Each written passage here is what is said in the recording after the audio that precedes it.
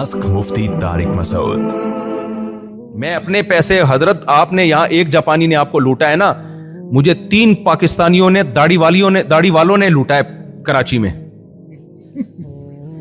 मेरे वालिद साहब की सारी विरासत जो मुझे मिली थी, जो मेरे बाप के खून पसीने की कमाई थी, मैं नेक लोगों को कारोबार के नाम पे दे के गंवा बैठा हूं। तो मैं तो भुगता हुआ हूं भाई, ठीक है, भुगता हुआ। और मेरे वालिद साहब वसीयत करते थे, बेटा पाकिस्तान में या इंडिया में कभी सुनना, तकरीबन यही हाल है, जो पैसा आपकी जेब में है वो आपका है, किसी को दे दिया ना कारोबार के नाम पे तो वो आपका नहीं है। फिर अगला जुमला भी कहते थे कि देखो ये बातें जब बताई जाती हैं बड़ों की समझ में, बड़ों की तरफ से, तो बच्चों की समझ में आती नहीं है, आएंगी जब दोगे और भुगतोगे। और उन्होंने मुझे कहा था कि तुम दोगे, यानी उनका मैसेज दे दिया कि वैसे समझ में नहीं आती।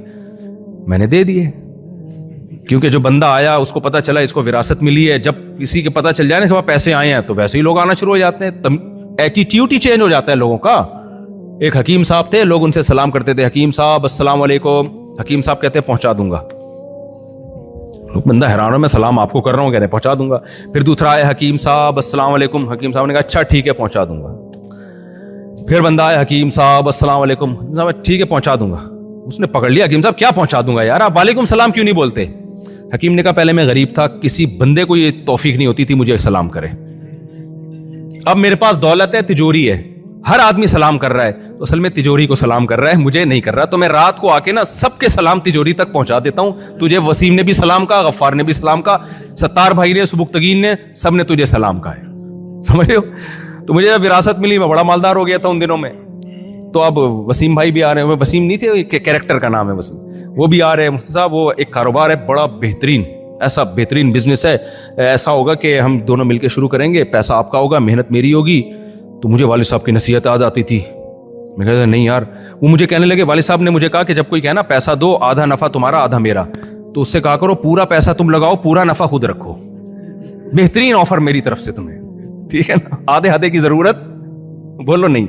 लेकिन वालिद साहब ने कहा भुगतोगे जरूर तुम, ये होता नहीं है जब तक खुद सर पे पड़ती नहीं है, समझ में बात आती नहीं है। तो मैंने क्या किया, बहुत से लोगों को भगा दिया वालिद साहब की नसीहत की वजह से। 3 आदमी मुझे ऐसे मिले, मैंने कहा यार इनसे ज्यादा नेक दुनिया में कोई हो नहीं सकता। मुझे लगा मैं इनसे दम करवाऊं, ये तो बड़े नेक है। बात बात पे अल्लाह, अल्लाह के रसूल और ईमानदारी के फजाइल और कुरान और सुन्नत और माशाअल्लाह सुभान अल्लाह, और बस। और वो उन्होंने मुझे प्रॉफिट देना भी शुरू कर दिया। रोजाना मेरे घर पे खड़े होते, आज मैंने बिजनेस किया, ये माल मैंने बेचा, ये प्रॉफिट, ये प्रॉफिट। मैंने कहा यार दुनिया में अल्हम्दुलिल्लाह सही लोग। मैंने कहा यार सुबह दे देते पैसे, कहना यार मैं मुफ्ती साहब मेरे जेब में किसी के पैसे होना, खुदा की कसम मुझे नींद नहीं आई। वो असल में एतमाद लेके ना वो कह रहा था बड़ा चूना लगाओ, बड़ा चूना। इसलिए अब अगर कोई प्रॉफिट दे रहा हो ना तो मैं उससे ज्यादा डर रहा होता हूं। हकीकत है, मैं ज्यादा डर रहा होता हूं कि ये जो दे रहा है ना ये बेटा बड़ा।